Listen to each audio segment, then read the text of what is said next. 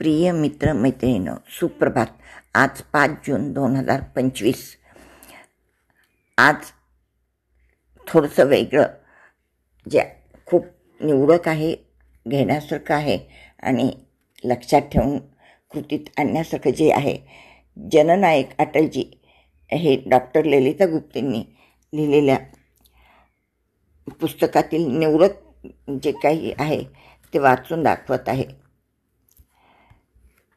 हिंदू तनमन, हिंदू जीवन, रग रग हिंदू मेरा परिचय. भारत जमीन का टुकड़ा नहीं, जीता जागता राष्ट्र पुरुष है. हिमालय मस्तक है, कश्मीर किरीट है, पंजाब और बंगाल दो विशाल कंधे है, पूर्वी और पश्चिमी घाट दो विशाल जंधाए है. कन्याकुमारी इसके चरण है, सागर इसके पग पखारता है. वह चंदन की भूमि है, अभिनंदन की भूमि है. वह तर्पण की भूमि है, वह अर्पण की भूमि है. इसका कंकर कंकर शंकर है, इसका बिंदु बिंदु गंगा जल है. हम जिएंगे तो इसके लिए और मरेंगे तो इसके लिए. रचिता अटल बिहारी वाजपेयी. एक नहीं, दो नहीं, करोड़ बीसों समझौते, पर स्वतंत्र भारत का मस्तक नहीं झुकेगा. अगणित बलिदानों से अर्जित यह स्वतंत्रता, अश्रु स्वेद शोणित से सिंचित यह स्वतंत्रता, त्याग तेज तप बल से रक्षित यह स्वतंत्रता, प्राणों से भी प्रियतर यह स्वतंत्रता. स्वतंत्र भारत का मस्तक नहीं झुकेगा, नहीं झुकेगा. अटल बिहारी वाजपेयी. या पुस्तकात अटलजी आणि ललिता गुप्ते, डॉक्टर ललिता गुप्ते यांचे जे काही विचार आहेत ते सादर करत आहे. अटलजी. तू दबे पाव चोरी छिपे से न आना, सामने वार कर फिर मुझे आचमाना. स्वातंत्र्यवीर सावरकरांसारखंच अटलजींनी मृत्यूला असं ठणकावलं होतं. काल के कपाल पर लिखता मिटता हूँ, गीत नया गाता हूँ. वाचनाचा शुभारंभ करताना पुढील गोष्टीकडे खास लक्ष द्या. वाचनासाठी स्वेच्छा हवी, मनाची धारणा प्रेरणा हवी. वाचनासाठी निश्चित बैठक हवी. वाचन हेतुपूर्वक व्हावे. वाचनासाठी निश्चित दिशा हवी, सुनियोजनही हवे. वाचन ही उरकाउरकीची गोष्ट नसून अखेरपर्यंत स्मरणात ठेवण्याची आहे, म्हणून त्यासाठी निश्चित वेळ द्यायला हवा. वाचताना मन प्रसन्न शांत एकाग्र हवे. वाचन झोप येण्यासाठी नसून नवनवीन माहिती ज्ञान विचार यामुळे झोप उडून जागृत होण्यासाठी आहे. वाचन हे जिज्ञासापूर्ती आणि अभ्यासवृत्ती वृद्धिगत व्हावी म्हणून आहे. वाचन म्हणजे वाणीला सामर्थ्य, चपकल उदाहरणांचा बुद्धीला खुराक आणि नवीन नवीन विचाराचा न मागता मिळालेला प्रसाद. वाचन म्हणजे विचारांचा चालना, रसिकतेला आव्हान आणि संवाद, संभाषणासाठी कळत न कळत मिळणारी शिदोरी. आशयघन साहित्याच्या वाचनानं आपण सक्षम सुसंस्कृत होतो. आळस कंटाळा सोडा. पुस्तकांशी खास मैत्रीचे नाते जोडा. ग्रंथ आपले आदर्श गुरु, शिकवण त्यांची नका विसरू.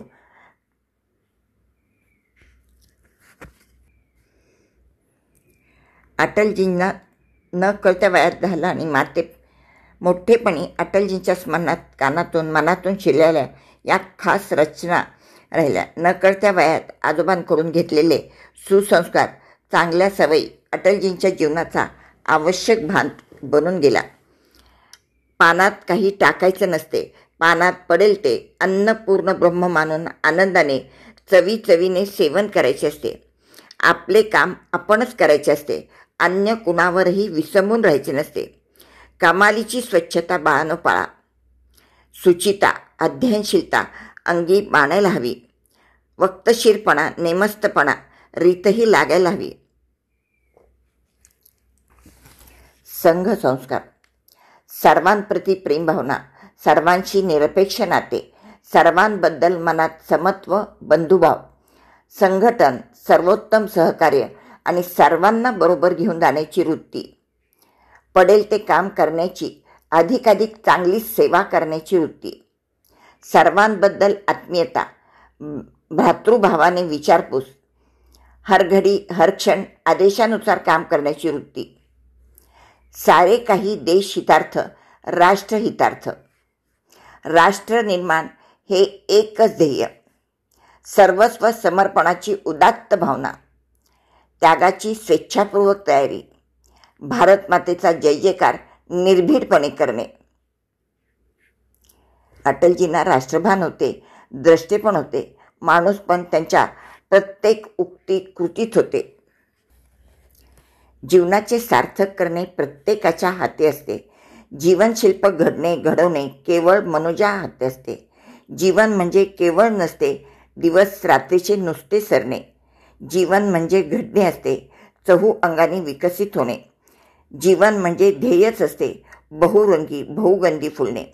यशकीर्तीला खेचून घेणे, नरजन्माचे सोने करणे. खाणे बसणे वेळ दवडणे म्हणजे केवळ आयु नसते. कण क्षण आयु झोकून देणे म्हणजे अर्थपूर्ण होत जगणे. आपला उद्धार आपणच करायचा असतो. घडणे बिघडणे आपल्याच हाती असते.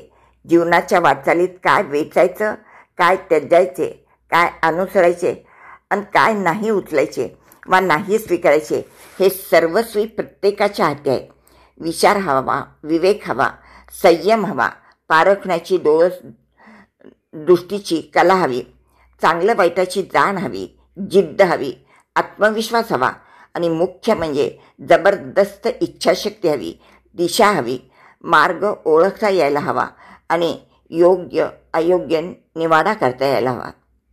स्थिती नको, गती घ्यायला हवी. वेग हवा पण दिशाहीन अविचारी आवेग नको. अनास्था नको, आस्था हवी. बेपर्वा वृत्ती नको, कळकळ तळमळ हवी. दुर्मिळ संधी स्वप्नातही न दवडता छान वेचता यायला हवी. पराधीनता परावलंबित्व नको, स्वावलंबनाची हाडी माशी सवय छान मुरलेली हवी. घडविण्याचं काम शिल्पकार मूर्तिकाराचं. घडवणं जरी तो एकाग्रतेने लिल्या करत असला तरी घडण्याची प्रक्रिया ज्याच्या त्याच्या कल, इच्छा, क्षमता आणि प्रयत्नातूनच सर्वार्थाने होते. व्यक्ती घडली, विकसित झाली तर समाज घडेल. समाज मन छान तयार होईल. समाज घडला तर राष्ट्र घडेल. राष्ट्र स्वप्न प्रत्यक्षात उतेल. जिने राष्ट्र कार्यार्थ हो चंदनाचे आणि जगणे मरणे राष्ट्रहितार्थच अंती अमरत्व लाभणे. अटलजींचे व्यक्तिमत्व अनोखे, अनुपम, तेजाळते, दिव्य लेणे होते. स्फूर्ती घेऊया आणि आपलेही व्यक्तिमत्व राष्ट्रहितार्थ पूर्णरूपेने घडवूया. प्रिय मित्रमैत्रिणींनो, हे पुस्तक वाचताना राहवलं नाही, हे सगळे विचार आपणाशी शेअर करावे म्हणून आज हे आपल्यापाशी पोहोचवलं आहे. हे वाचताना ज्या वेळेला इतकी शब्दसंपत्ती, विचारसंपत्ती वाचत होते त्या वेळेला रियाज भैया आणि आपण हे सर्व खूप पुढंच दिसत होता. आपल्या प्रतिसादाची वाट बघत आहे. खास करून रियाज भैयाचेही आजच्या दिवसासाठी खूप खूप शुभेच्छा. पालवी परिवार व शब्दशिल्प वाचनालयाकडून धन्यवाद. वंदे मातरम.